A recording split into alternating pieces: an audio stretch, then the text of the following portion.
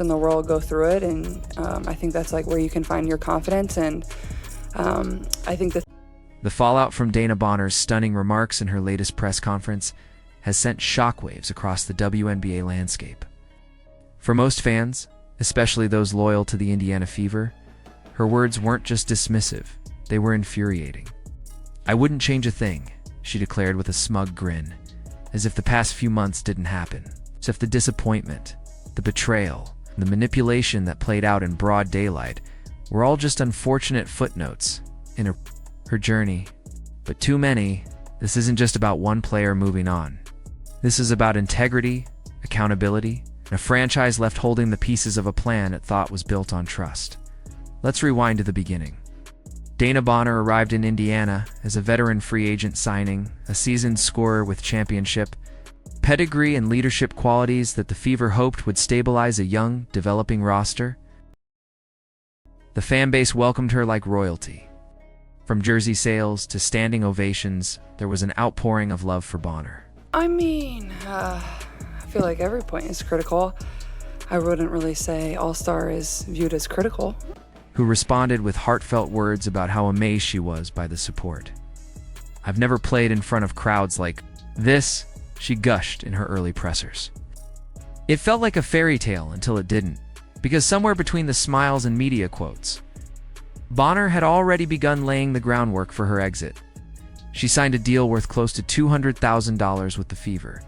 She played in just 9 games. She started in only 3. And when things didn't go her way, she disappeared. 5 straight games missed for personal reasons. No injury report, no transparent explanation. Just a vanishing act that stunned fans and left analysts puzzled. When you look at her performance in those 9 appearances, I feel like that's just a fun thing. I feel like this stretch, this is a big game for us. I think we've struggled in the fact that the numbers paint a grim picture. Bonner averaged just 7.1 points per game, 3.8 rebounds, and 1.6 assists bench level. Production at best. Her shooting was erratic, often missing open threes by a mile, including cringeworthy bricks off the side of the backboard. Her energy was non-existent, jogging around the court as if participation was optional. This wasn't a superstar having an off month. This was someone clocking in and coasting. And yet through it all, Fever fans remained patient. They defended. Her, they chalked it up to a slow start, adjusting to a new system. Chemistry issues. Give her time, they said. She'll figure it out. But instead of responding to that goodwill with renewed focus and fight, Bonner decided she was.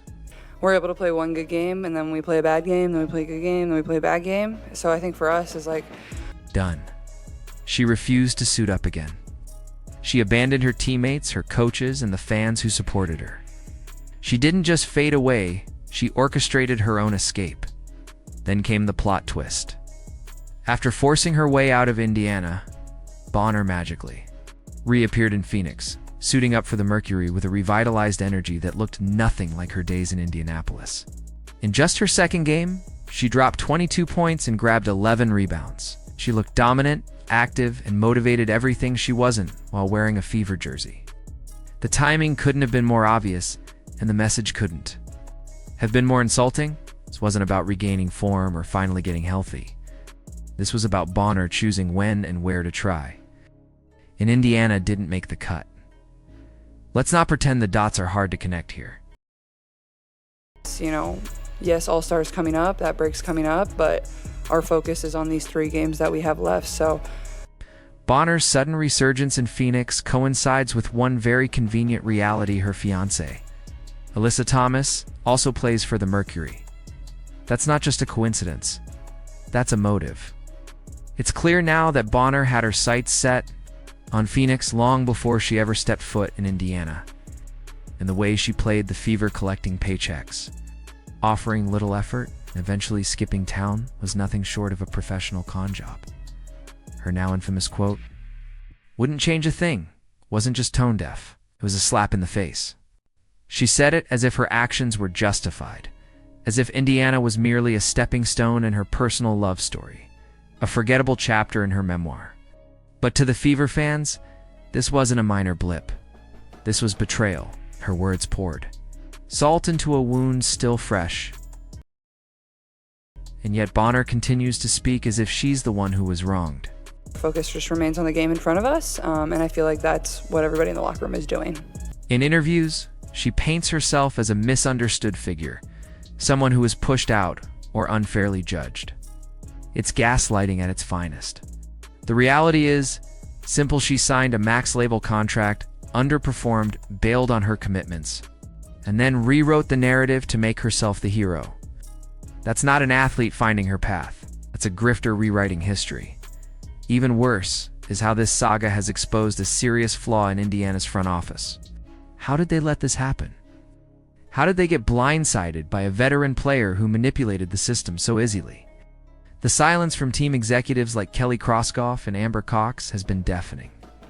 There's been no official statement, no clarification about how the situation unraveled, no defense of the fans or the organization. And in the absence of answers, speculation has run wild. I mean, I don't think it's anything mechanically or something wrong with my shot. You know, it's just basketball, and I was talking to... Was Bonner promised a starter role that was later revoked? Did head coach Stephanie White mishandle the rotation, triggering Bonner's meltdown? We may never know. What we do know is that Bonner was a starter until she wasn't. She began the season in the starting five, but was outplayed by Lexi Hull, a young player who showed grit and hustle. Everything Bonner lacked. Hull earned her spot. Bonner lost hers. That's how competition works. But instead of responding with professionalism, Bonner pouted, retreated, and ultimately bailed. That's not the behavior of a leader. That's the behavior of someone who never truly wanted to be there in the first place. And let's not ignore the glaring hypocrisy here. Bonner has won the WNBA 6th Woman of the Year award 3 times. Yesterday, and he was like, just sent me a few things of like even Steph going through a slump. I think he was like 27 for... 3, she built a career on being a spark plug off the bench. So for her to suddenly act like coming off the bench in Indiana was an unforgivable insult. That's nonsense. She's rewriting her identity in real time to justify her actions, hoping people don't remember who she actually is or was, to add insult to injury. Bonner's time in Indiana wasn't marred by injury or circumstance. She wasn't sidelined by bad luck or poor coaching. She quit. Plain and simple. She didn't want to be there, didn't want to fight for her role, didn't want to mentor the younger players like Caitlin Clark and Aliyah Boston. She wanted Phoenix. She wanted Alyssa Thomas. She used the Fever's checkbook as a bridge to get there. Fans aren't stupid. They know when someone's dogging it. They know when someone's manipulating a narrative. 70 or something like that, like the best in the world go through it, and I think that's like where you can find your confidence. And they especially know when someone is pretending to be the victim in a situation they themselves created. Dana Bonner didn't just burn a bridge, she torched it, danced in the flames, then smiled for the cameras. What's even more infuriating is how easily this playbook can now be replicated. Bonner just showed every other disgruntled veteran exactly how to ghost a team, collect the bag, and force a relocation without facing consequences. It's a dangerous precedent, and one that could haunt franchises like the Fever for years to come.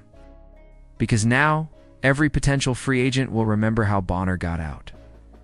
And they'll know the front office never pushed back. Indiana looks weak, and that perception is poison in a league where perception often dictates opportunity.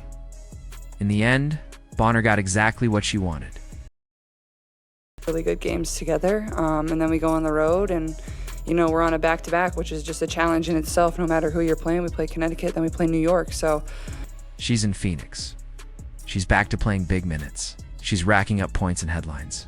She's winning the PR game for now. But legacy isn't built in one season. It's built over time, and this stain will follow her. It will linger every time she suits up. Every time she hits the floor, Indiana fans will remember. They'll remember the betrayal, the arrogance, the abandonment. As for the Fever, the damage has been done, but they still have the chance to reclaim control. By standing behind their players like Clark and Boston, by supporting their young talent, And by demanding accountability from every corner of the organization, they can rebuild. But it will take time. Most importantly, it will take action. So, we have to ask, do you believe Dana Bonner should be held accountable for what she did to the Indiana Fever? Was this just business, or a betrayal too deep to forgive? Drop a hashtag #InvestigateBonner in the comments if you agree it's time for the league to take a closer look. Hit that like button if you stand with the fans. And make sure to subscribe and turn on all notifications so you never miss what comes next. Because the truth, it's only just getting started.